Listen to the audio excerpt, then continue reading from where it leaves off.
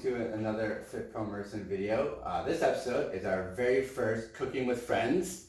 We'll call it Fuel for Friends Friday. So welcome to our very first episode. On my left, I have my wife, Cassandra, and on my right, I have our friend Brian. So, Cassandra, what are we making today? We're going to be making chicken orzo. Perfect. Go ahead. All right. So it's a pretty simple recipe to follow. With this, we're going to be doing chicken in the pan first. But we're going to put olive oil in that first. We didn't do that step yet.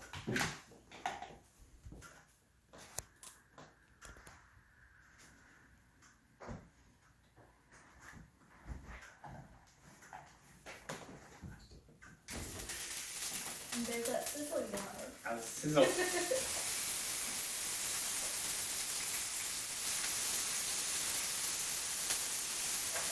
I'm going to let you keep an eye on this. All right.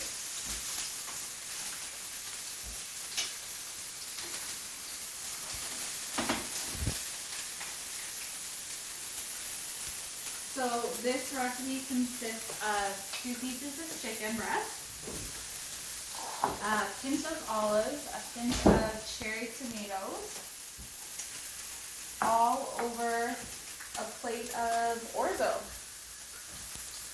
topped with a little bit of Feta cheese.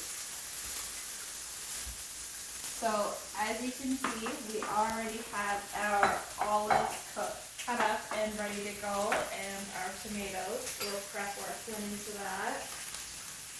And in each of these, we have a teaspoon of our seasoning, which is Italian seasoning and parsley. We're going to do equal parts of that. So we're going to top these off with equal parts olive oil and red wine vinegar for flavor. And the great thing with this recipe is you get lots of protein from the chicken. Very flavorful, great in the summertime, as it's nice and light. You don't get that super full feeling at the end of it where you almost feel like you're grossing in a food coma. No, okay.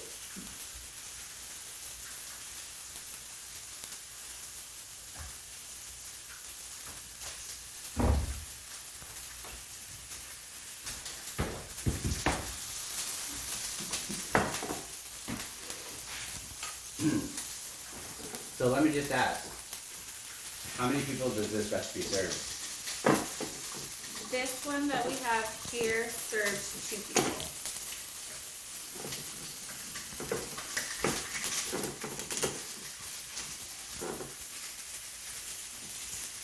But it's very, very easy to double the ingredients if need be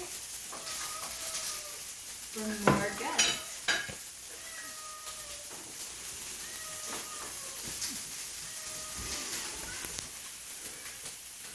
Does smell good in here, doesn't it?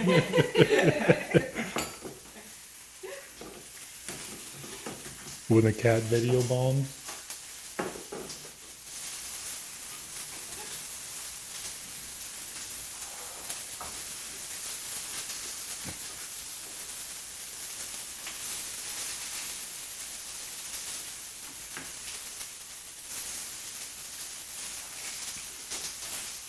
So what are you doing right there?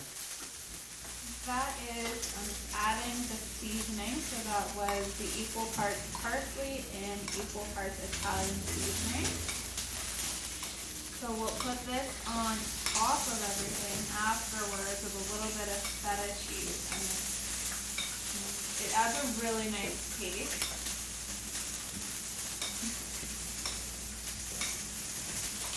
It's not your typical seasoning combination.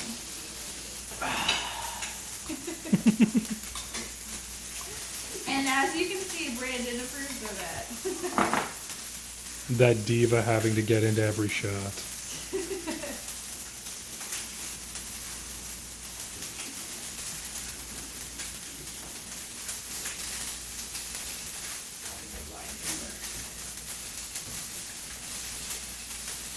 I'm actually really hungry now.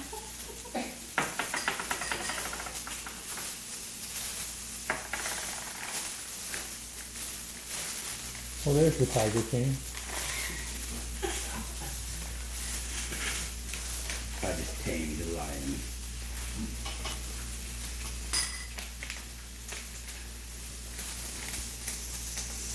So the great thing with this one I find is it's not a very time-consuming meal either.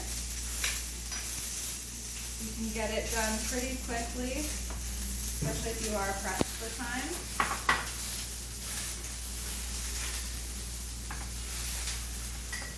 And it's great for those get-togethers that we have with friends.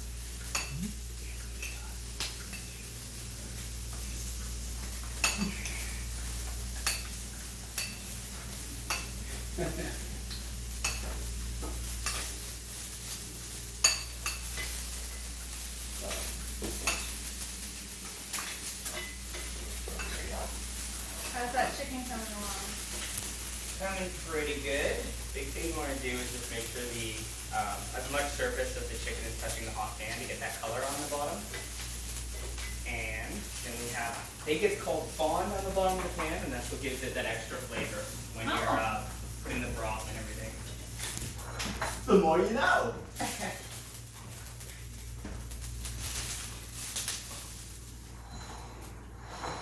One more just finishing up here. Alright, perfect. So while that's going, I'm going to finish mixing up all of our toppings.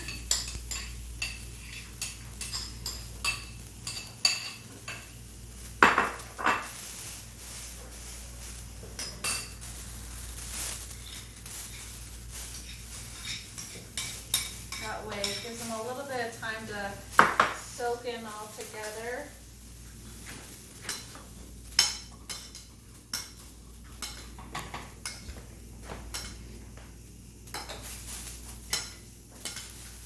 Now with these olives, we got them already pre-cut. You don't have to work around the pit, which is a little nice. We just strain them and wash them out. And then the cherry tomatoes we just cut up and wash. And we just use a hint of them. Alright, I think these look pretty good.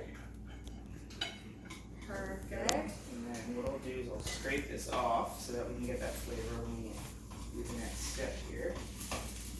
So for the orzo, we're going to use equal parts chicken broth and the orzo pasta.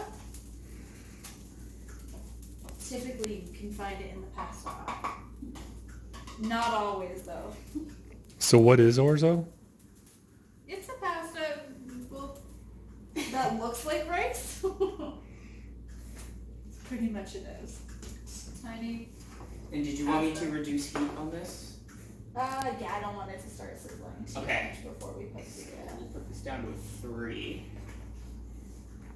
I don't want it to be too much sizzling actually. There we go. Firework. That'll cool it off quick though. Oh.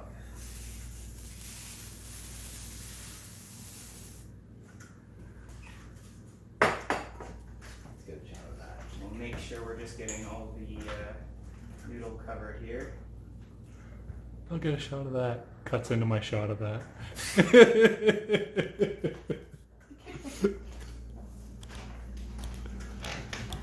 And then just giving it a little extra scrape just to make sure it gets everything out there.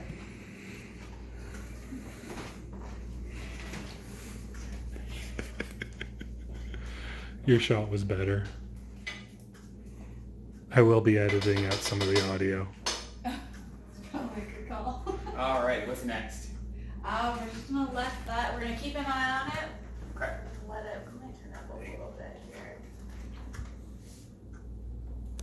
And let that orzo cook in with the chicken broth. It soaks it up, it gives it a nice flavor with the chicken broth. We could start cutting up the chicken and getting it ready to put on top of it and mixing with the... Just let him out. Okay. Marty agrees. Apparently. A little on the spot. He's probably gonna want out in a second then. He's like, Marty went out? Can I go out? And how do you want this cut? No, we can dice it up. Oh, geez. I will let you do the knife expertise there. I don't know, I'm an expert, but You were definitely much. we can have different variations of it. Yeah, different finishes. Why not? To each their own. I feel like the cutting board might be giving it on us a little.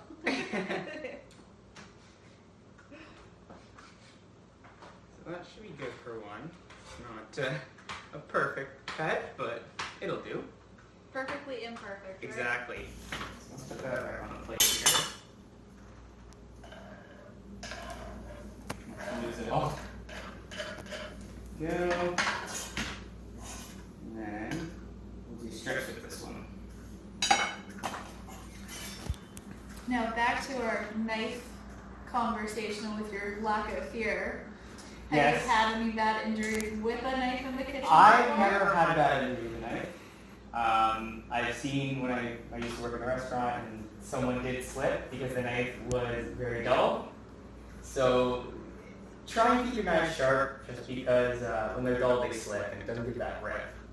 Right? You want to make sure you're holding it proper. I always put 2 fingers on the blade and then 3 wrapped around. Makes it nice and stable when you're cutting. And then kind of use your other hand as a guide here. I call it the claw grip. That way, no accidents can happen. Yes, I know at your house you're always sharpening your knives after every meal. Every time they're used. We watch before filming.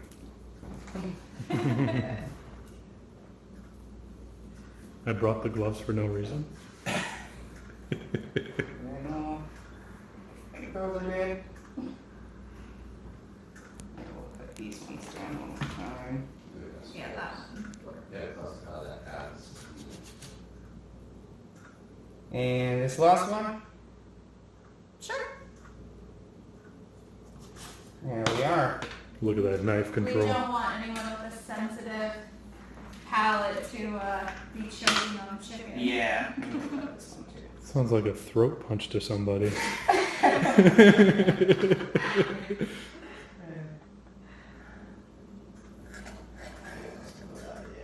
There we go. And one. Alright, so we put the lid over the orzo to let it simmer a bit. Soak up some of that chicken broth. Definitely come along really nicely.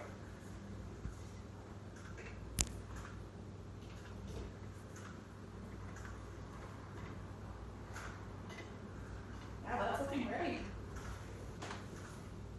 Perfect. Just means we're that much closer to the meat.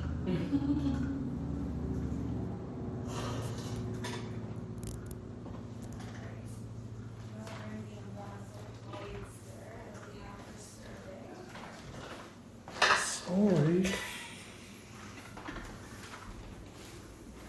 Start to get our plates ready.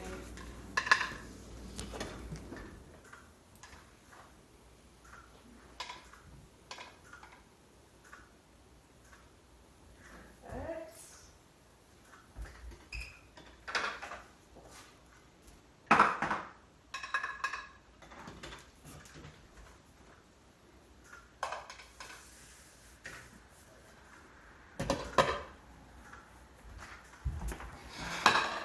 So we're gonna do one of each with the different types of chicken there.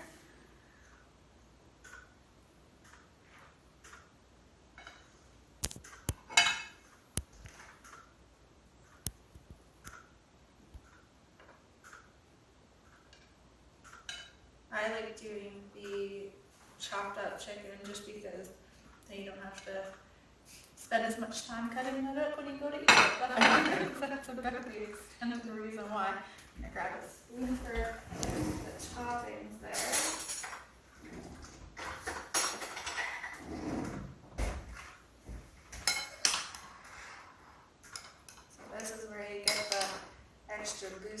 flavor. Don't be shy with the toppings. And even taking a little bit of that sauce and splashing it on there.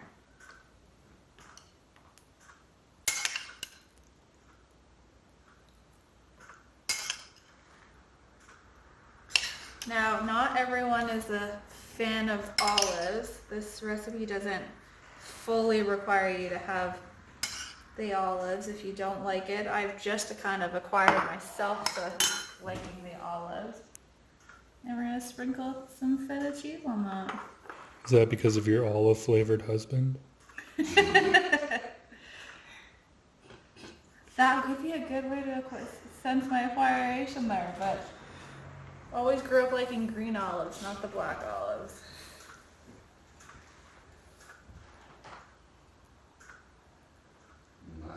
There we go. Just one